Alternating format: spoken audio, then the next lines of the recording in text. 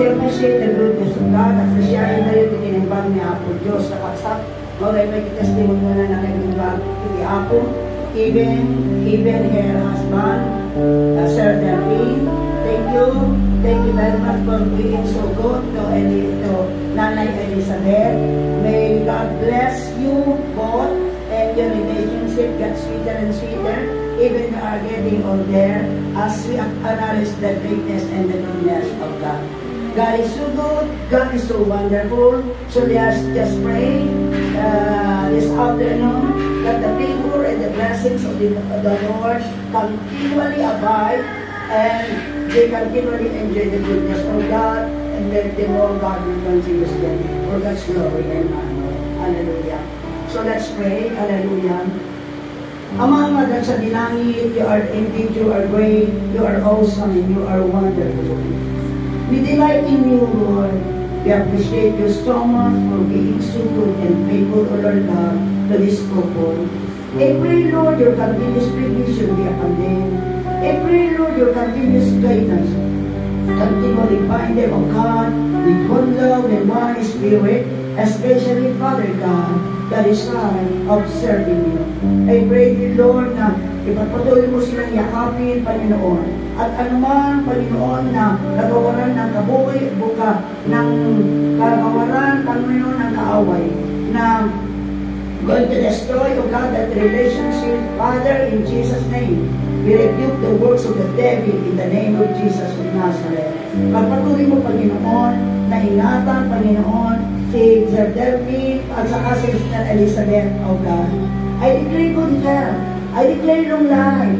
I declare, O God, your awesome presence will continually with them. Whatever, O Lord God, they decide in life, Lord, may you be the one to grant it and keep on blessing them, that they may enjoy mo, O Lord, yung kabutihan mo, Panginoon, yung kabaitan mo, at ang iyong kadakilaan. I pray also for their children, Father God, dagit anak ko, Apo, ni Manang Elizabeth, i-bless mo kita.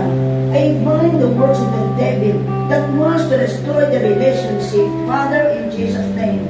Anyaman nga aramidan iti kabusok, kada iti panagbiagda, tawapit ka ng Apo nga. Agari ka, agtignay ka kada iti biyag, kada iti anak na ang Apo. Nagpatamida ikaya, tulungan mi na Apo nga, agkikinawatan, agpipinakumbaba, agdidimnong mo, O God, kababa ti panagbiag doon, itirabaw, itigayang. Pero siya iti pampamilyada, for I believe, O Lord God, na ginawa si Nanay Elizabeth ang kanyang makakaya para mapag-aral ang kanyang mga anak para pumagigit sila ng magandang kinabukasan. Kaya, Panginoon, they had the vision, O Lord God, to enjoy your goodness and give it to love, O Lord, their mind. Anaman Apo, dahil ito pagprograman dito kalmaysa, daman lang ni Apo, nga di ayat mulo, abungan niya, ianin, O God, kasalungasing, pagkakapuyan, tinitong kalmaysa, karakwalan. Alam mo na po, agyaman kami launan. I-bless Lugang, bless the God in their vacation, O God, in the Philippines. I declare, O God, your continuous provision be upon them until they will be going back to Australia. And even in Australia, I declare also your continuous blessing be upon this couple and even, Lord, their children, Father God. Apo, kami, Lord, bigyan mo siya ng kasiyahan, kagalakan, si Nanay Elizabeth. Thank you very much, O God, for reaching her 79th birthday. And I declare, Lord, come that at igagpay na panagbiang, na natulang ti salon Apo ken ragsa, kas Apo, agkadkadwada o Apo ken Sir Delphine, Lord. Agyaman kami, we bless and we magnify your name, O God. Ay manang narod, dagit at puko na, ay manang dagit imanlugang na, ay manang Apo, dagit ayaten lang na, panawan ng tumanidang, kanyang mo nagkikita kami ito pa iti personal.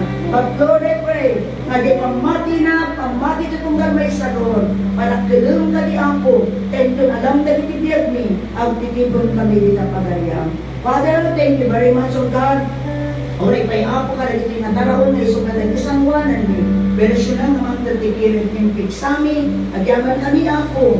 Dagiti nayangat nga, naisagana ka rin ito, Apo, mapagselebrat e panagkasanay, ni Nanay Elizabeth, Bless, O God, the whole family, Father, and let your name be increased and be magnified. Bless us now all together as we partake, O God, this provision.